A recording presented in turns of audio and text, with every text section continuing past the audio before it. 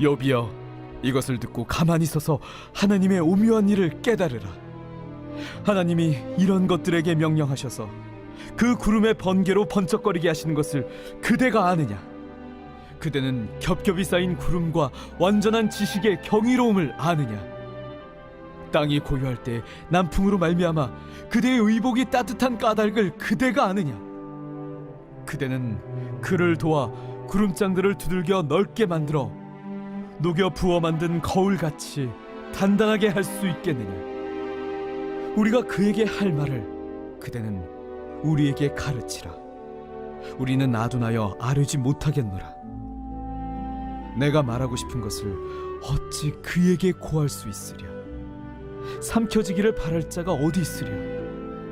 그런즉 바람이 불어 하늘이 말끔하게 되었을 때 그 밝은 빛을 아무도 볼 수 없느니라. 북쪽에서는 황금 같은 빛이 나오고 하나님께는 두려운 위엄이 있느니라.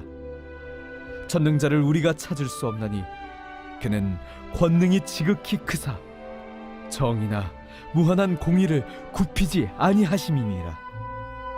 그러므로 사람들은 그를 경외하고 그는 스스로 지혜롭다 하는 모든 자를 무시하시느니라. 오늘 욥기서 37장 14절부터 24절의 내용을 보면요, 크게 두 부분으로 나눌 수가 있습니다. 14절부터 20절까지는요, 측량할 수 없는 하나님의 지혜에 대해서 말씀하고 계십니다. 또 21절부터 24절에는요, 경이로운 그 하나님에 대해서 고백을 합니다. 그러니 사람들은 경외하라. 그리고 스스로 지혜롭다 하지 말라. 그런 자를 하나님은 전부 다 무시한다 라고 이야기하는 내용이 오늘 본문의 내용입니다. 오늘 엘리후는요, 욥에게 계속해서 권면을 하고 있는 거죠. 훈계하는 건데 하나님은 인간과 비교할 수 없는 분이라고 이야기하는 겁니다. 그러니까 욥 함부로 말하지 말라는 거죠. 그리고 이야기하기를 온갖 자연 현상에도 하나님 명령에 의해서 이렇게 만들어진다. 그것을 너가 알 수가 있느냐? 이렇게 반문을 하는 거죠. 그러면서 욥이 갖고 있는 그 생각보다 하나님이 훨씬 더 뛰어나다라고 이야기합니다. 자, 좀 구체적으로 한번 봅시다. 14절 한번 보십시오. 14절 우리 한번 읽겠습니다. 시작. 욥이여, 이것을 듣고 가만히 서서 하나님의 오묘한 일을 깨달으라. 자, 엘리후가 욥에게 얘기하죠. 자, 가만히 좀 들어봐라. 그리고 잘 생각해 보라는 거예요. 특별히 깨달으라 라는 이 말의 뜻은 무슨 뜻이냐면 사물이나 사건을 주의 깊게 통찰하여 사리를 분별하다 라는 그런 의미를 담고 있습니다. 그러니까 곰곰이 생각을 해보라는 거예요. 그리고 이 원리가 어떻게 되는지 한번 확인 한번 해봐라. 자세히 생각을 해보라는 거예요. 그러면서 무엇을 생각하느냐. 15절에는 이렇게 말해요. 구름의 번개로 번쩍거리게 하는 것을 네가 알 수 있느냐. 이 얘기를 하는 거고요. 16절에 한번 생각해봐라. 겹겹이 쌓인 구름에 대해서 네가 알 수 있느냐. 하나님이 그렇게 만드셨는데 네가 어떻게 그걸 다 알 수 있겠느냐. 생각 한번 좀 해봐라. 17절에 남풍으로 말미암아 그대의 의복이 따뜻한 까닭을 알 수 있느냐. 그걸 한번 생각해봐라. 그 전제가 뭐냐면 어디가 감히 하나님의 생각과 너의 생각을 맞추려고 그래. 이게 이 안에 들어있는 거죠. 18절에 보면 욥이 하늘을 이처럼 높일 수 있느냐. 19절에 보면 욥 한번 우리에게 이거 가르쳐 줘봐라. 이 말은 진짜 가르쳐 달라는 게 아니죠. 가르쳐 줄 수나 있겠느냐 라는 반문입니다. 자, 왜 이렇게 엘리후가 욥에게 이렇게 얘기합니까? 이유는 인간은 아무리 잘났다고 해도 하나님의 능력에는 어떤 면에도 겨룰 수가 없다는 뜻입니다. 그런데 어떻게 이렇게 함부로 욥 이야기할 수 있느냐? 우리가 지난번에 본 것처럼 이렇게 함부로 말하는 욥 악인과 같은 모습이다. 그러면서 결론 하나를 도달합니다. 24절입니다. 읽겠습니다. 시작. 그러므로 사람들은 그를 경외하고 그는 스스로 지혜롭대 하는 모든 자를 무시하느니라. 자, 사람들은 하나님을 경외해야 된다. 하나님은 스스로 지혜롭다고 하는 자들을 다 무시한다는 거예요. 결론적으로 얘기하면 욥 당신 그렇게 지혜롭게 말한다고 하면서도 제대로 대답하지 못하지 않느냐. 이거 다 알지 못하지 않느냐. 그런 사람이 오히려 하나님과 어떻게 맞짱을 뜰 수 있느냐. 그건 잘못된 생각이다. 이렇게 경고를 하는 겁니다. 자, 그렇다면 이 오늘 본문을 통해서 우리가 좀 살펴볼 게 있어요. 그게 바로 뭐냐면 엘리후가 욥에게 이야기한 게 딱 맞지는 않지만 그래도 우리가 귀담아 들어볼 내용이 있어요. 그게 바로 뭐냐면 우리가 하나님에 대해서, 세상에 대해서, 또 우리 자신에 대해서 늘 주의 깊게 생각하고 판단하는 일을 게을리하지 않아야 한다는 겁니다. 특별히 신앙인들은 더 그렇죠. 나의 신앙, 나의 믿음, 또 내가 하나님에 대해서 얼마큼 아는가, 또 말씀에 대해서 얼마큼 아는가 라는 것들을 깊이 생각해 볼 필요가 있다는 거예요.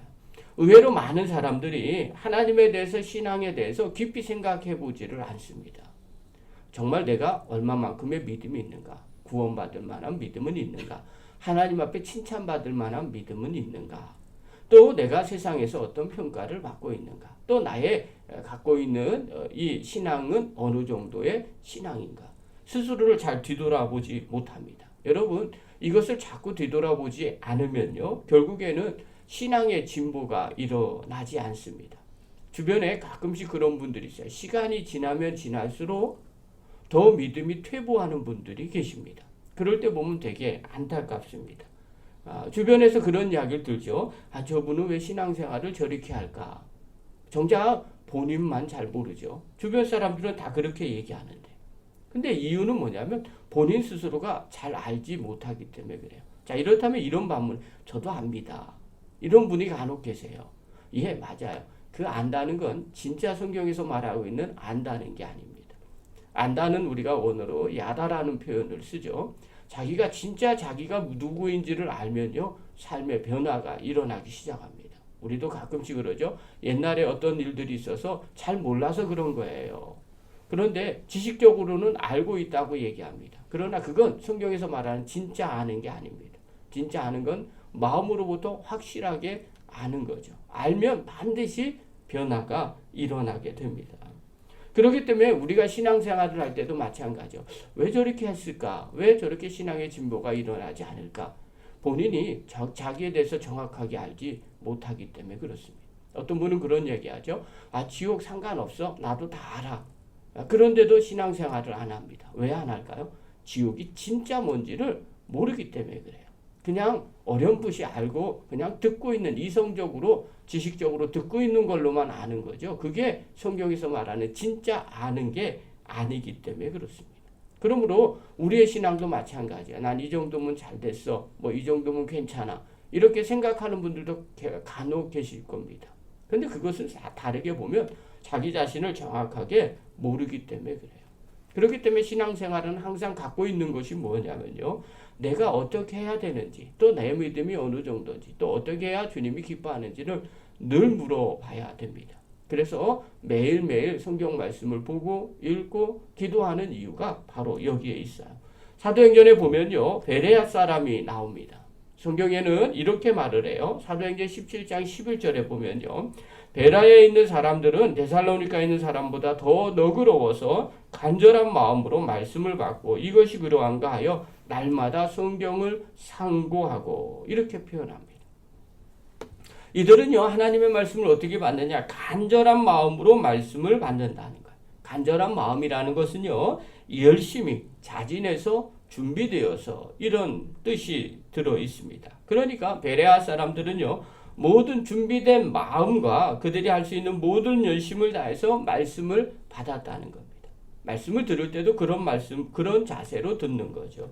그러면서 이것이 그러한가 날마다 성경을 상고했다고 말합니다. 상고하다는 이 단어는요, 자세하게 골라내다, 채를 쳐서 가려내다 라는 뜻이에요. 그러니까 말씀을 정말 다해서 열심을 다해서 듣고 성경을 통해서 자세히 읽고 그 본래의 뜻이 무엇인지를 마음 가운데 계속 새겼다는 거예요. 그래서 계속해서 마음 가운데 그것을 붙잡고 살아가는 사람이 베레아 사람이었다는 거예요. 그래서 성경은 그렇게 말하고 있어요. 날마다 신사적이어서 하나님의 말씀을 그렇게 상고하면서 살았던 베레아 사람 이렇게 표현하는 거죠. 여러분 우리도 마찬가지입니다. 신앙생활을 하면서 믿음에 대해서 또 신앙에 대해서 늘 마음 가운데 계속해서 새겨야 됩니다. 엘리후가 욥에게 했던 말씀 중에 귀한 말씀이 바로 이런 부분입니다.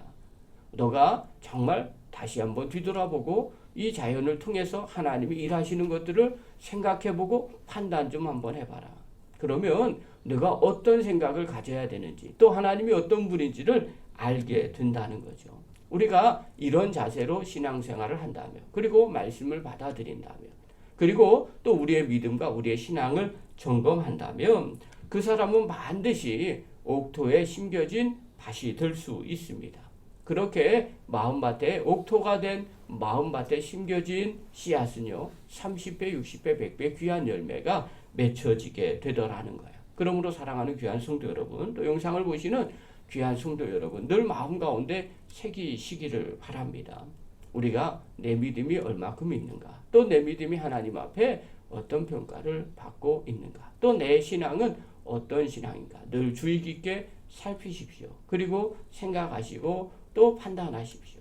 그리고 우리가 부족한 것이 있다면 하나님 말씀에 순종하면서 한 걸음 한 걸음 나아가시고 또 주님이 기뻐하는 일이 있다면 기쁜 마음으로 그것을 순종함으로 더 하나님 앞에 가까이 가는, 그래서 주님과 닮아가는, 그리고 하나님의 칭찬을 받는 믿음의 귀한 종들 되기를 간절히 축원합니다. 기도하겠습니다.